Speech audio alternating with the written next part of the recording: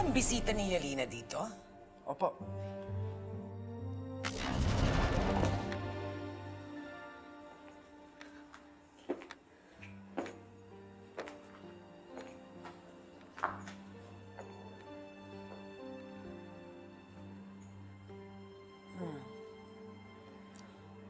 I thought I heard another guy's voice.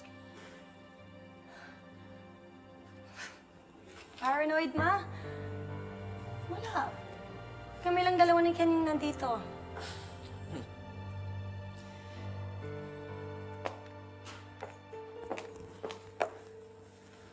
What's this ugly pillow doing here? Corazon! Ma'am? Tapon mo nga ito sa basura, please. Alright, excuse me. Magbibihis muna ako, okay? Hey, Ma.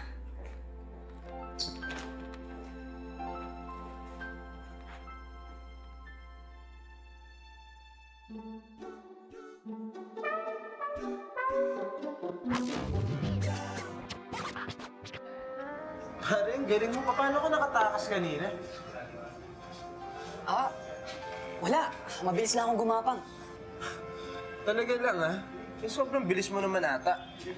Eh, may sapalos ako eh. Ah, siya nga pala. Dod. Ingatan mo yung kaibigan ko, ah. Mabait yun si Sandy. Igelo naman. Kahit hindi mo pa sabihin sa akin. Basta ikaw, huwag mo rin pababayaan si Elena. Mahayaan sarili mo gawin yung ginawa ko. Alam mo kung sa bagay mabait ka naman eh. Sigurado ko hindi mo magagawa yun. Salamat naman, naniniwala ka sa akin. Oo nga pala, ba't parang hindi ka na nagja-janitor na yan? Kinuha na kasi ako ni Miss Evelyn magtrabaho sa Parma. Yun ang racket mo ngayon. Uy, ayos yun, ha? Teka, Dod. Di ba yung daddy mo doon nagtatrabaho sa Parma? Oo, matagal na. Doon siya sa may personal department. Pwede ba ako mahingi ng pabor? Pakitanong naman sa daddy mo kung may kilala siyang Ruth Abelgas. Sige. Salamat. Sandy, I gotta go. Ingat ka, Ma. Pasalubong ko. Yeah, don't forget to take your medication, okay? All right, bye. Just gone.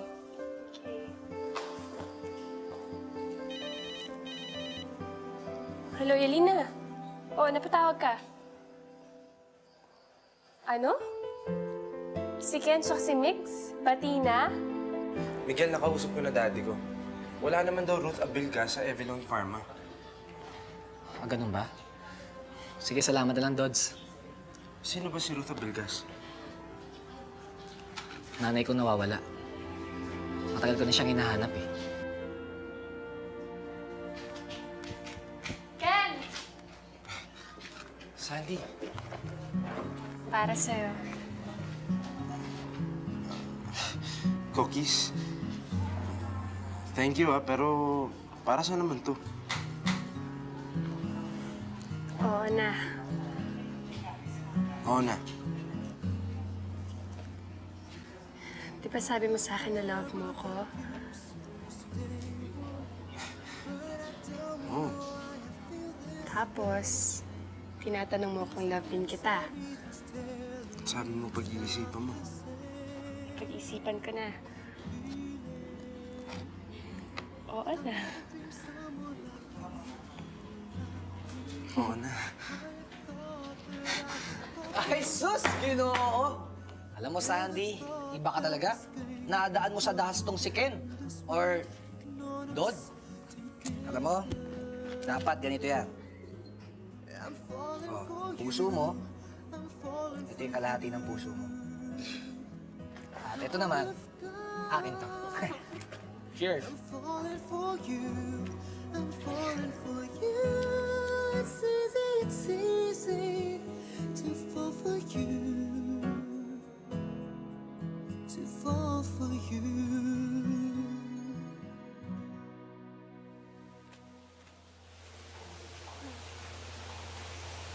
Sigurado ka, miss. Walang butabelgas na pumasok dito. Kung ano yung nakasulat dyan, yun lang yung mga pumapasok dito sa loob. Hindi kaya empleyado yun? Sige, miss. Salamat. Sige.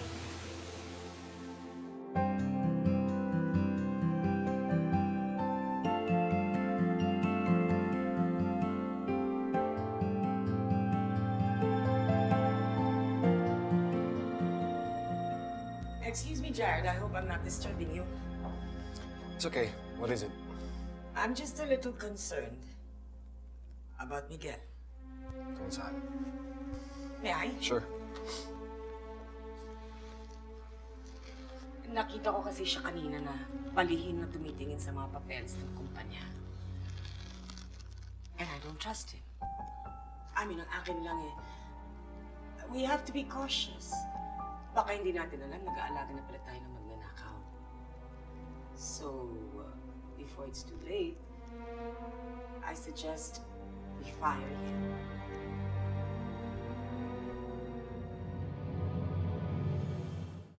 Sigurado ka ba sa sinasabi mo? I'm just concerned.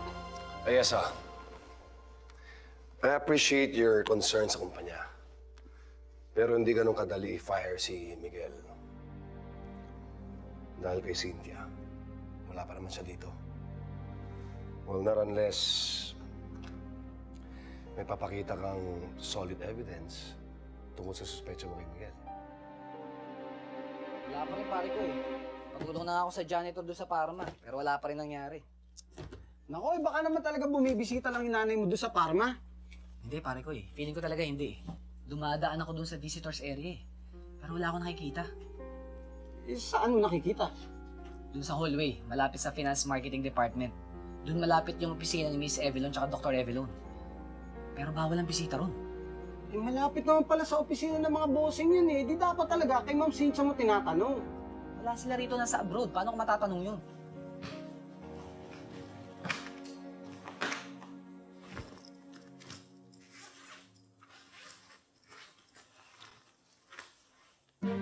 Baka makalimutan mo. Hindi ka dapat naubusin yan. Salamat, Jared.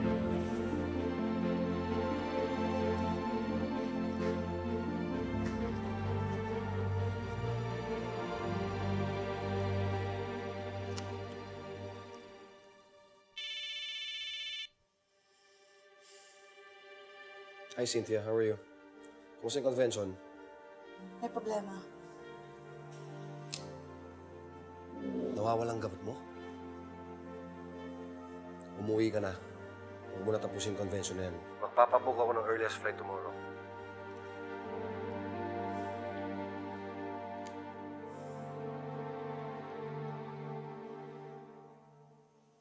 Hello, Eve. I-book mo si Ma'am Cynthia mo ng earliest flight tomorrow pabalik. Gawin mo ngayon na.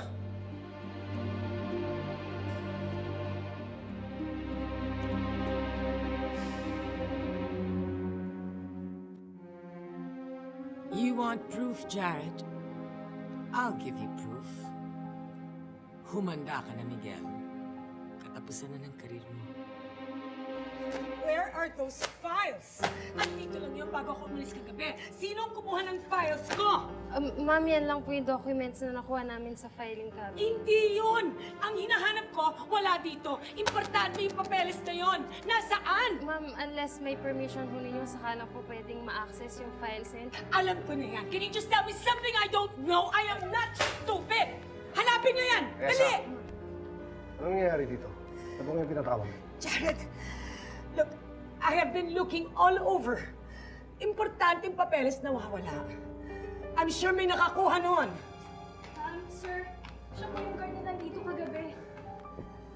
Guard, sabihin mo nga sa amin, sino ang nakita mong huling pumasok dito sa marketing kagabi? Sila nga pumasok sa marketing office kagabi. Si Miguelo.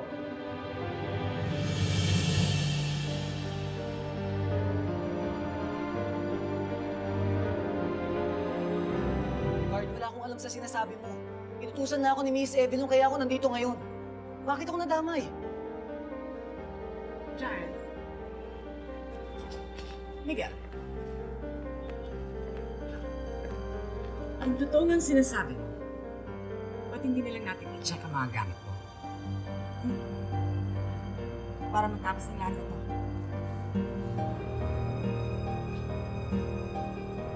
Ito po ba yung nahanap niyo, ma'am? Dok, wala pong kinalaman dyan. Hindi ko po kinukuha sa inyo yan. Nagde-deny ka pa? Eh, obvious na ikaw na nga nagdapat, di ba? Maniwala po kayo sa akin, wala po akong kinukuha sa inyo. Alam mo, ang hindi ko maintindihan, bakit mo ito kukunin? Eh, para sa ampalugay rin naman to. Para sa inyo. Alam mo na. Kaya ka nang pumilit na magtrabaho dito. Para nakawin ang marketing strategies ng ampalunggay. Para pag natapos ng kontrata ninyo, kayo na mismo magbebenta. Ganun lang kasimple yun, di ba? Hindi po totoo yan, ma'am. Dok, maniwala po kayo sa akin. Wala pong kinukuha sa inyo. Liar. Ako basta, Mare, promise gagawin kitang Diyosa sa susunod mong bestida. Talaga? Beyonce! Ay! Sequins to death! Evelyn Farma. Hello? Dr. Evelyn? Ha? Ano nangyari? Huwag ko, ayoko!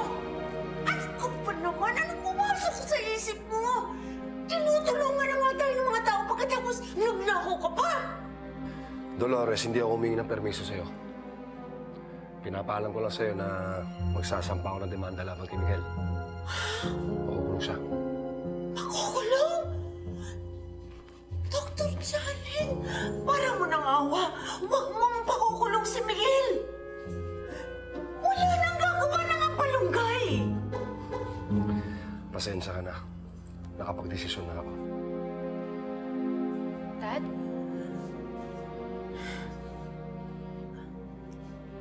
Ano nangyari? Mix, Ba't nandito ka? tumawag po kay Eve eh. Kinuwento niya na sa akin lahat. Miguel,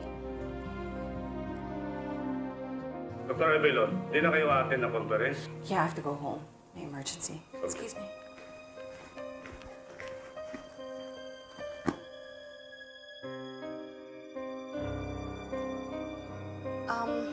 Please go ahead. I have to fix some things.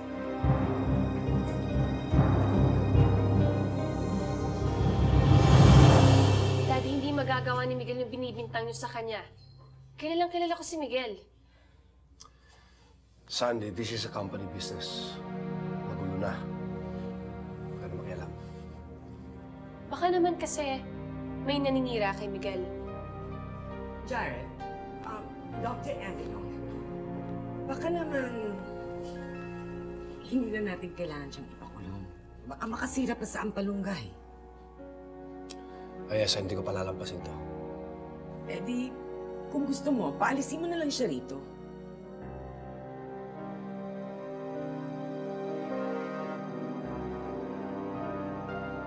Naku, maraming salamat sa pagkumbinsi niyo kay Dr. Jared. Cynthia? Wala ka naman, Dolores.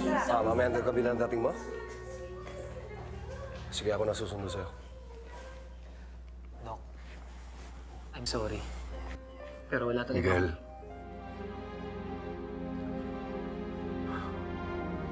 Huwag ka nang bumalik dito, ha? Kahit kumbinsing ka pa ng asawa ko.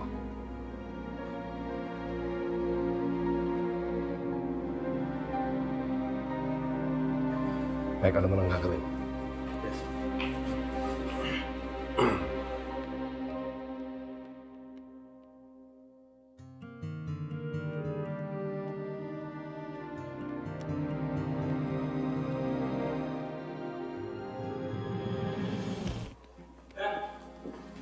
Dad, wait!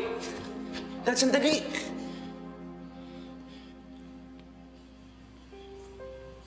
Anong ibig mo sabihin? Kilala ko na kayo eh. Alam ko kung kailan kayo nagsisinungaling. Kapag may tinatago kayo. Dad, please. Kapag may nalalaman kayo tungkol kay Miguel, sabihin niyo na po.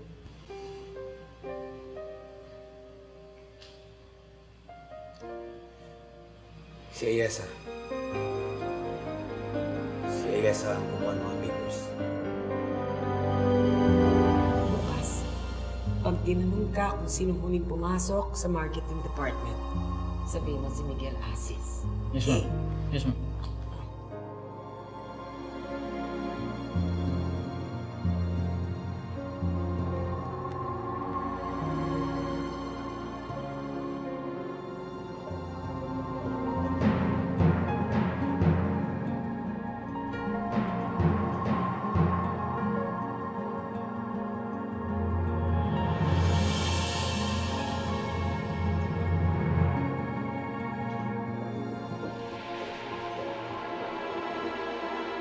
Bakit wala kayong sinabi kanina? Mahirap kalaban si Ayesa. She has proven herself in this company. Kaya ganun na lang ang bilib ni Jared sa kanya. Dad, kawawa naman si Miguel. And aside from that, he's my friend. Dad, please, for once, do the right thing. Nakikiusap na ako sa inyo. Sometimes, in order to survive, we have to keep our mouth shut. Then fine. Kung hindi niyo tutulungan si Miguel, ako tutulong sa kanya. Ako magsasabi kay Dr. Evelyn.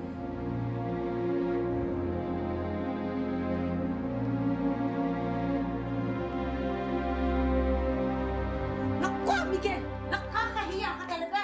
Wala ka nang inakyat din sa pamamahay na ito kung hindi ang kahihiyan! Kung buhay pa ang tatay kaloy mo, malamang pinalayas ka! Ano bang pumasok dyan sa kukote mo at nagawa mo yon? Tita, wala naman po kinalaman doon sa papeles na yun. Hindi ko nga alam kung bakit siya nandun eh. Mabuti na lang! Hindi nila tinuloy ang pagpapakulong sa'yo! Basta ako, tita, hindi ako naniniwalang kayang gawin niya ni Miguel.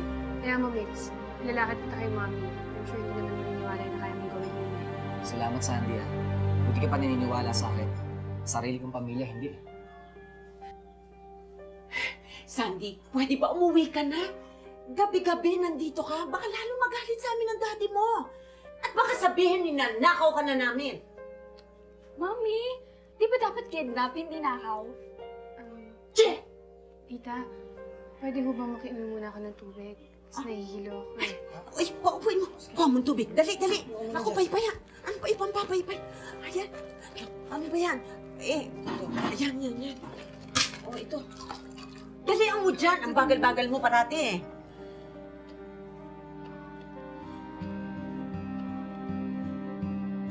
Ano namang ginawa mo kay Miguel, Ma? What are you saying?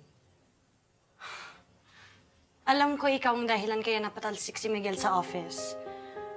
Hindi ko lang ma-figure out kung paano. Are you accusing me, Alina? Mabait na tao si Miguel, Ma. At alam ko hindi niya magagawa na magnakaw. Are you doing this para siraan siya? For goodness sake, Yelena. Sa dami ng trabaho ko, mag-iisip pa ba akong gumawa ng mga walang katorya-toryang bagay na kagaya niyan? Ganun ba kababa ang tingin mo sa akin?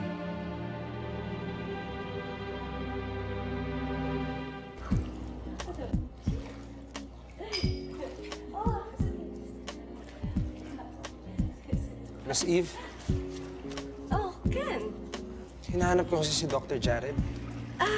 Kakaalis lang niya. Sinundo niya si Dr. Cynthia sa airport. Okay, thank you.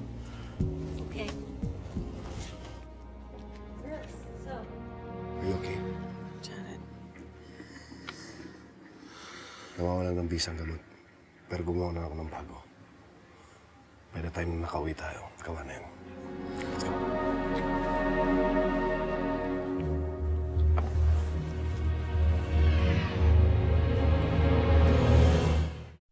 Sir, kayo po pala. Tuloy po kayo. Wala pa po si Ma'am Sandy na kinamigs. Alam ko. Si Dr. Jared kailangan ko makausap eh. Wala pang tempo sila eh. Ganun ba? Okay lang ba maghintay ako? Sige po. Ako po muna po kayo. Sandali lang ho, kukuha ko lang kayo ng may inom.